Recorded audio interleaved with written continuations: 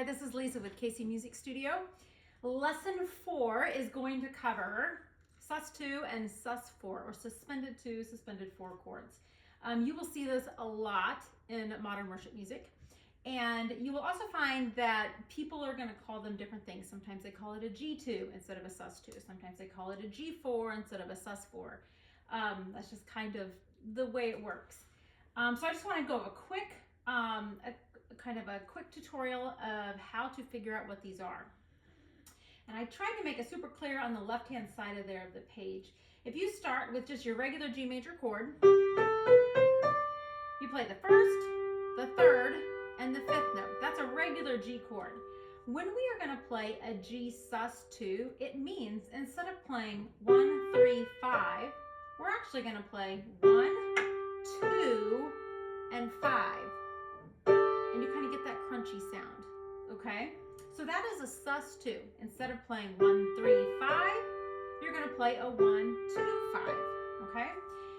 If we're going to look at sus4 or suspended 4 chords, if the example I give there at the top is for D major, if you play a regular D major chord, 1, 3, 5, if instead you play 1, 4, 5, that is a sus4 or a suspended chord. And most of the time, those will resolve to your regular D chord. Not all the time, but sometimes. So if we look where the text starts, Amazing Grace, you're going to see that we start off with a G sus2 chord. So that's going to be 1, 2, 5, and then you have a G chord that follows. And then a C chord, and then the G chord. And then another G sus2 or suspended 2, and then G, and then we have our sus4, D suspended 4. So what I'm going to do for this purpose, my left hand's actually going to play the melody. You would not normally do this in an environment where you are actually playing the lead sheet, but this is just so you can hear how it sounds, okay? So my left hand's going to play the melody.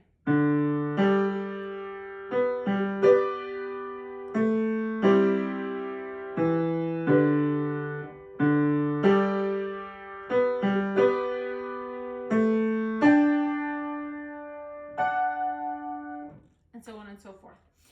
You will see that sometimes I'm having to decide with my hand, do I go up, do I go down? That's obviously just the pianist call of what's going to happen with that. In general, we try to stay around middle C. Don't get super high, don't get super low. That's usually the goal there. Your student will find as they do this more and more, like you hear how your ear is going to pull back to that major chord from the suspension chord. That's very common to start picking up on that. So that is just a little bit with suspended chords. I will also say, as I'm starting to introduce more and more concepts, anything that you want to pull back from previous lessons to incorporate, you can. So if you decide, oh, the first time I play this, I just want to ring, then the second time I'm going to chunk, you can. You could do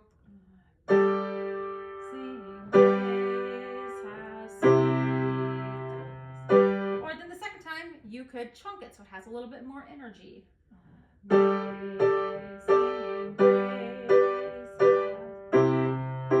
So I just wanted to let you know that's totally up to your discretion. I'm just introducing these concepts in a single manner, and you can decide what you want to layer on from previous lessons. All right, so that is lesson 4 with suspended chords.